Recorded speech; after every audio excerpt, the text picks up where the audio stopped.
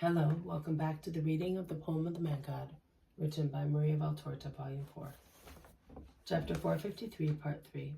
Near Gamala, Jesus entrusts the church to the Blessed Virgin and speaks of mercy on oppressed people. The others, in the meantime, excuse me. Excuse me.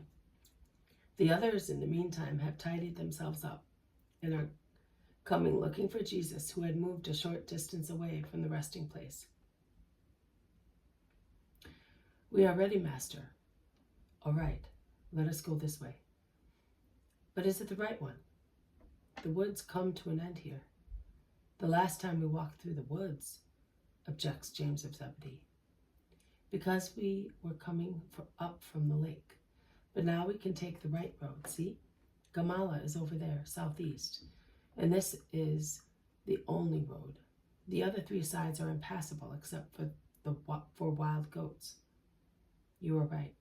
We will avoid the deep barren valley from which we saw the men who were possessed come," says Philip.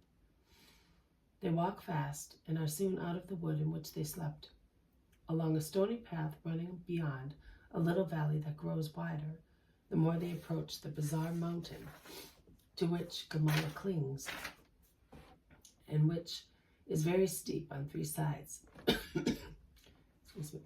That is, to the east, north, and west, and is linked to the remaining area only by this road, which runs straight from south to north, and is elevated between two wild, stony valleys that separate it from the country on the eastern side and from woods of oak trees on the western side.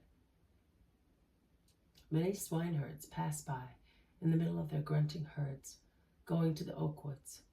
Carts laden with squared stones pass squeaking, drawn by slow oxen yoked in pairs. Some horsemen pass at a trot, raising clouds of dust. Teams of ragged, emaciated diggers. I think most of them are slaves or men condemned to hard labor for some reason, pass by going to their work under the strict surveillance of supervisors. As they draw closer to the mountain and the road begins to climb, they can see fortified ditches surrounding the mountain like rings fastened to its sides. It must be a difficult task to dig out those works, particularly in certain spots which are almost sheer. And yet, many men are working to repair existing fortifications, to build new ones, and are carrying on their bare shoulders stone cubes which bend the poor wretches and leave bleeding wounds on their naked shoulders. What are those citizens doing? Is it perhaps wartime that they should work thus? They are mad, say the apostles to one another, while the women pity the unhappy men who are half naked, ill-fed, and compelled to do works exceeding their strength. But who compels them to work, the Tetrarch or the Romans? Ask the apostles once again, and they discuss the matter among themselves, because it would appear that Gamala is, so to say, independent of the Tetrarchy of Philip and of that of Herod, and because it seems impossible to some of the apostles that the Romans should busy themselves in building in foreign countries fortifications which in future might be used against them. And the eternal idea, as fixed as a maniacal idea of the temporal kingdom of the Messiah, is displayed as the insignia of already certain victory, of glory, and national independence. They shout so much that some supervisors approach them and listen. They are coarse men, clearly not of Jewish race, and many are elderly.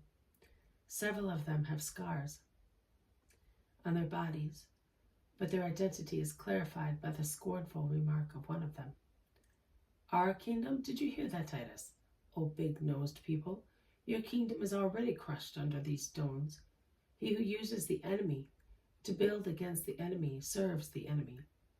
Publius Cornelius tells you, and if you do not understand, live long enough, and the stones will explain the enigma to you." And he laughs, raising his lash,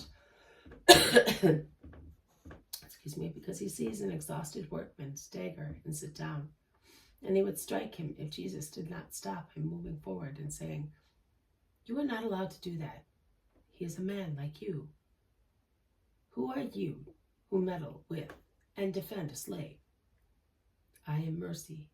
My name as a man would not mean anything to you, but my attribute reminds you to be merciful.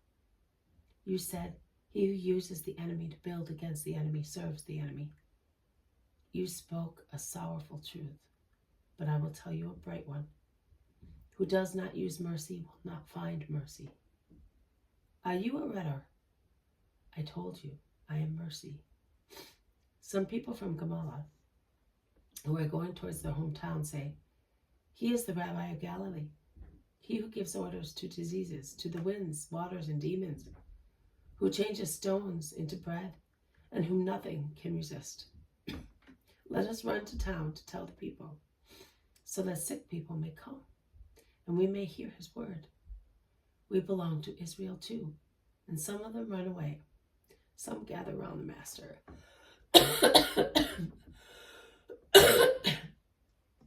Excuse me. The supervisor mentioned previously asks, "Is it true what they are saying about you?"